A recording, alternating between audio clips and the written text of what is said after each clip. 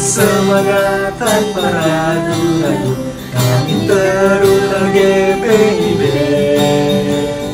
berkembang tumbuh di dalam Kristus dengan dasar iman teguh. Di kota dan yang ada di desa, teruna satu adanya, terus maju dan berkarya untuk gereja, bangsa dan negara. Bersyukur dan selalu berdoa dalam suka dan duka, hormat patuh pada ayah bunda, cinta pada sesama. Siapkan diri sedari dini, wahai teruna GPIB. Sosok masa depanmu sendiri, Kristuslah penolong sejati, teruna harapan negeri.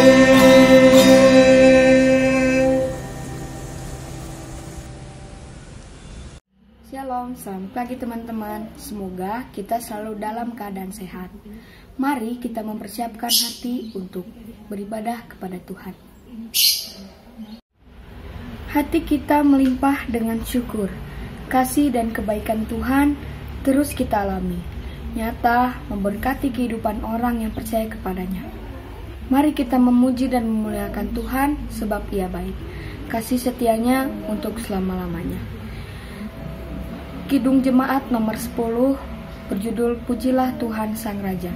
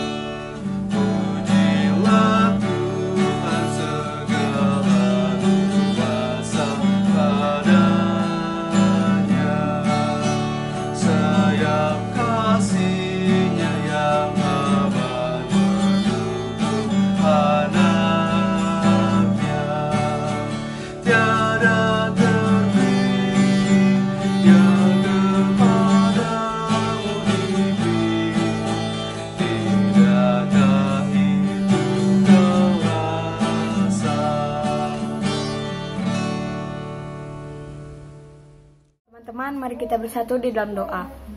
Tuhan Yesus, terima kasih Tuhan untuk hari ini Engkau telah memberkati kami.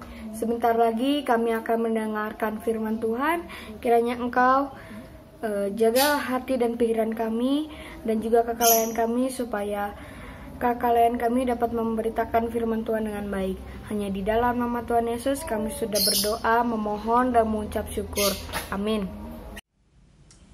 Adik-adik, sebelum kita mendengarkan firman Tuhan, mari kita bernyanyi dari Gita Bakti 61, Tuhan ajarkanlah kehendak-Mu.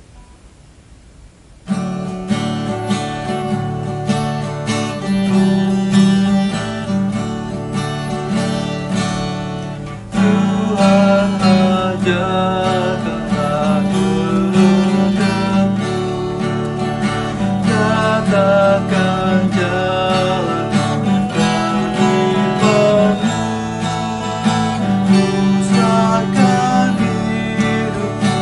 padamu.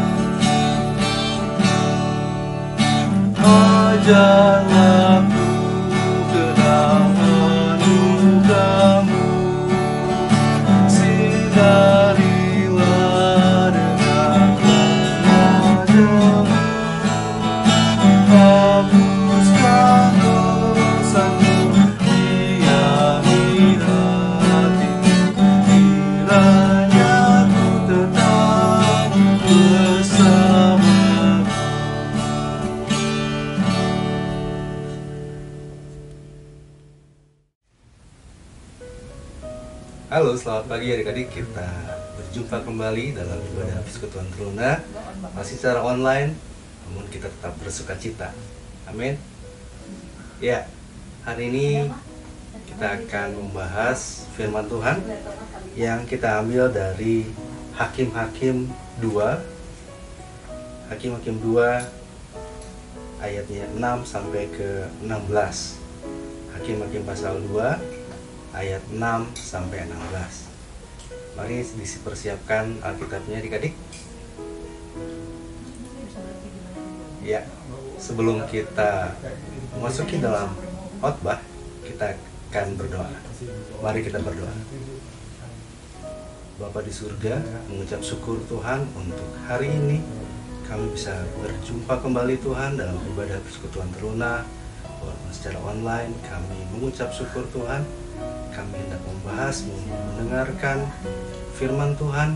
Bapa, kami mohon bimbingan Roh Kudus-Mu untuk kami mengerti firman yang akan kami baca dan akan kami dengar pada hari ini. Bapa di surga, pimpin kami Tuhan, dimanapun kami berada, biarlah Roh Tuhan menguasai kami masing-masing. Terima kasih Bapa surga, menembus dengan kuasa darah-Mu, urapi hamba-Mu Tuhan yang akan memberitakan firman Tuhan, Tuhan mau pakai dengan sesuai dengan kehendak-Mu saja. Terima kasih Bapa di surga, di dalam nama Tuhan Yesus kami berdoa dan mengucap syukur. Amin.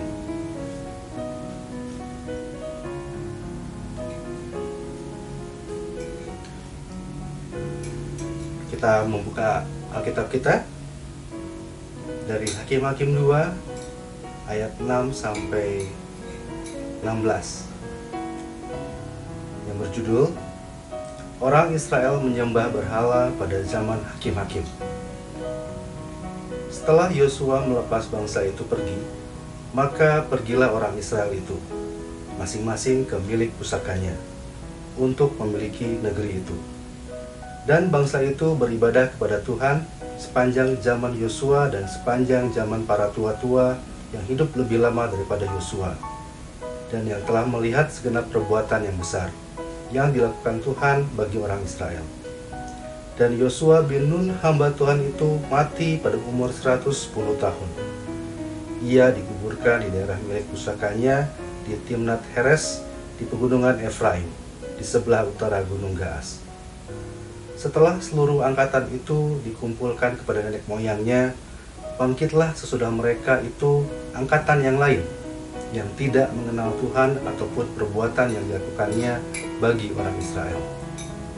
Lalu orang Israel melakukan apa yang jahat di mata Tuhan dan mereka beribadah kepada para Baal.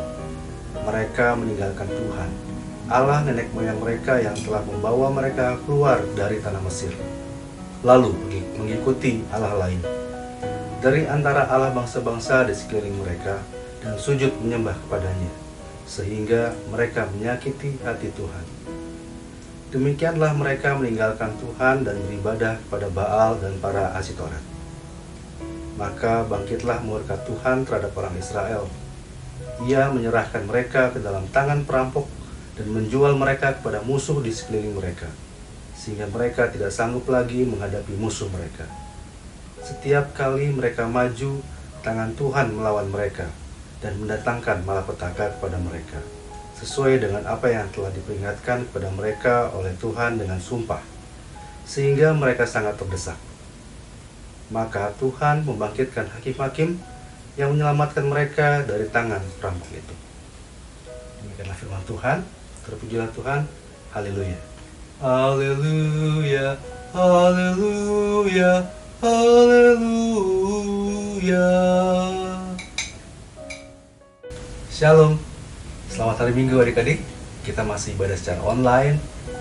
Mengucap syukur kita masih bisa beribadah walaupun seperti ini ya. Walaupun kita di rumah kita masing-masing. Ya, kita tadi sudah membaca kitab Hakim-Hakim. Kitab Hakim-Hakim ini mengisahkan tentang pengalaman jatuh bangunnya bangsa Israel dari kesalahan dan dosa mereka, serta pengampunan Tuhan. Ya.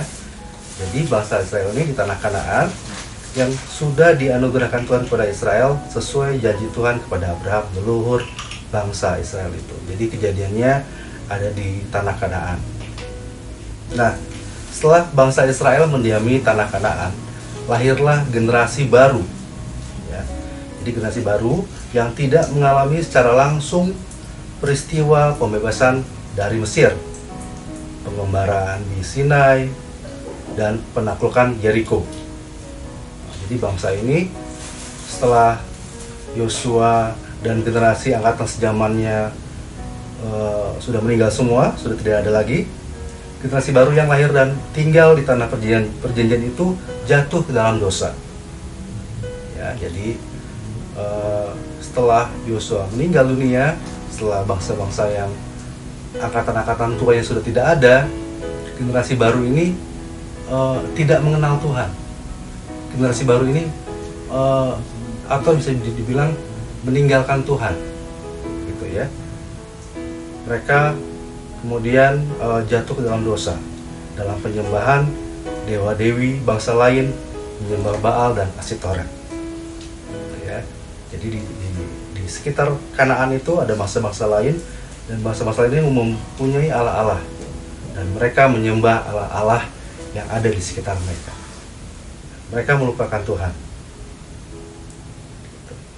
Mereka lupa kepada perjanjian yang Tuhan buat dengan nenek moyang mereka, bahwa Tuhan akan menjadi Allah mereka, dan mereka akan menjadi umat Tuhan yang mengasihi. Kesetiaan dan ketaatan adalah respon kasih mereka karena Tuhan telah memilih mereka menjadi umat kepunyaannya yang dikasihi dan diberkati. Kasih dan berkat Tuhan dinyatakan dengan cara yang ajaib ketika Tuhan membebaskan Israel dari perbudakan di Mesir, menuntun mereka siang dan malam sepanjang pengembaraan di padang gunung Sinai, sehingga robohnya tembok Yeriko dan Israel akhirnya menduduki tanah Kanaan perjanjian itu, tanah perjanjian itu. Berulang kali mereka melupakan Tuhan, dan karena itu mereka dihukum melalui bangsa-bangsa lain yang mengalahkan mereka. Mereka lalu berteriak meminta tolong, ya, manusia banget, setelah susah lalu meminta pertolongan Tuhan. Lalu Tuhan mengutus hakim-hakim yang memimpin mereka untuk sungguh-sungguh bertobat dan sekaligus memimpin mereka berperang melawan musuh-musuh Israel.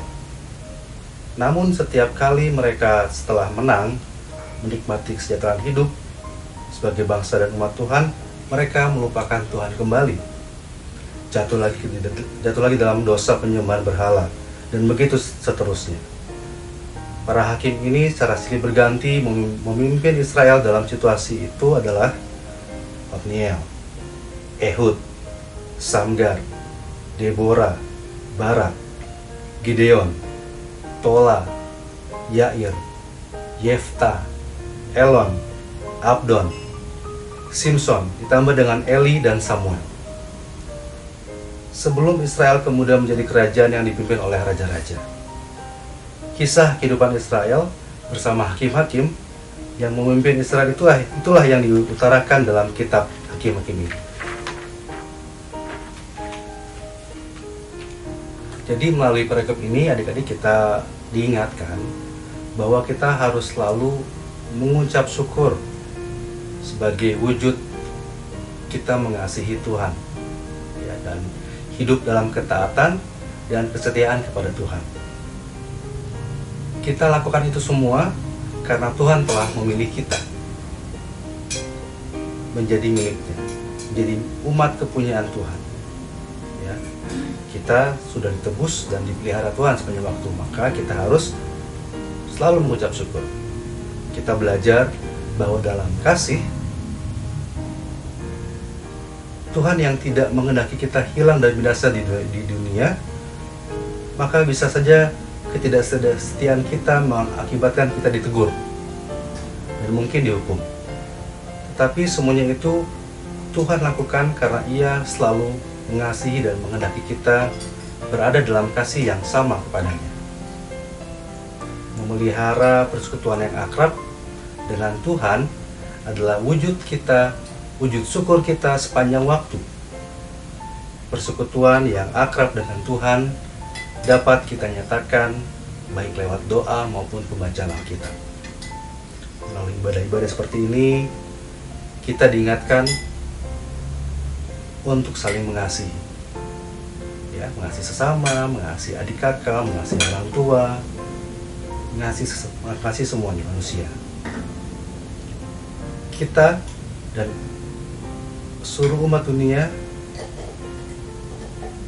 kita dan anak-anak layan semua adalah umat Tuhan yang mengasihi Tuhan dan harus mengasihi Tuhan. Ya, jadi kita diingatkan lewat pembacaan kita untuk mengasihi Tuhan dan selalu taat kepadanya. Itulah wujud syukur kita. Jadi demikian firman Tuhan yang bisa disampaikan pada hari ini. Biarlah firman yang telah kita baca dapat menguatkan kita dalam menjalani kehidupan kita masing-masing. Terpujilah Tuhan. Amin. Teman-teman, mari kita sedulur dalam doa. Ya Tuhan, terima kasih atas berkat dan penyertaan-Mu kepada kami sampai saat ini. Kami juga ingin berdoa untuk gereja kami, lewat pendeta, presbiter, jemaat, dan seluruh orang yang terlibat dalam gereja kami. Kami juga ingin berdoa untuk orang tua kami, ya Tuhan. Berkatilah mereka dan berikanlah mereka kesehatan, agar mereka selalu semangat dalam melakukan aktivitas pekerjaannya. Kami juga ingin berdoa untuk teman-teman kami, berikanlah mereka kesembuhan bagi mereka yang sakit, berikanlah mereka berkat lewat obat-obatan dan makanan mereka konsumsi. Kami juga ingin berdoa untuk tahun ajaran baru ini, bimbinglah kami agar kami mendapatkan yang terbaik dalam pendidikan kami. Terima kasih ya Tuhan. Haleluya. Amin. Erik, untuk mengakhiri ibadah kita pada hari ini, kita akan bernyanyi dari Kitab Bakti 285 dalam Roh Yesus Kristus.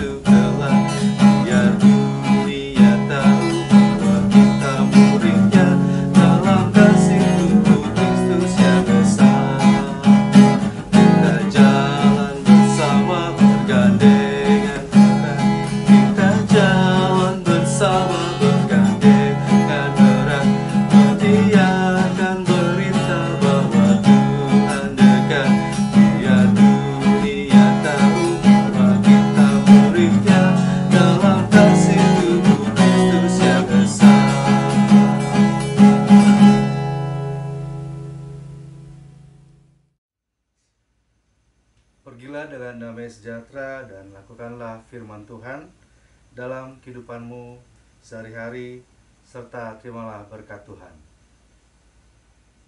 Kasih karunia dan damai sejahtera dari Allah Bapa kita dan dari Tuhan Yesus Kristus beserta dengan persekutuan Roh-Nya yang kudus akan menyertai kita semua dari sekarang sampai selama-lamanya.